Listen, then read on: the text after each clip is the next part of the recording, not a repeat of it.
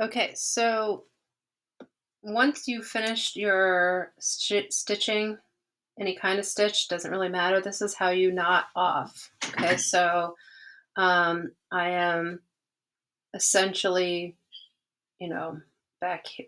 It doesn't matter what side you do it on, the side that you stop if you're doing hand stitching like this.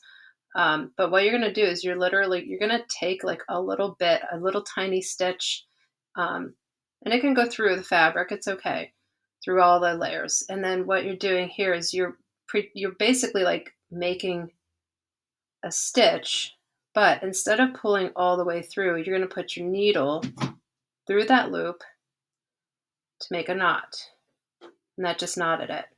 And I always knot twice, just like you do when you knot off your the end of your thread. Okay, so once you get to the end, try not to tangle your thread. Pull it through.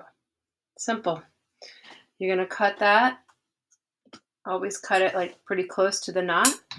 And then the last thing you're going to do to finish, whenever you're finishing it, look, voila, there it is. It's not the nicest because the stitches were not that close together, but for practice, that's fine. Then what we're going to do over here is on our ironing board, I'm going to show you how to iron it open. So once you're done,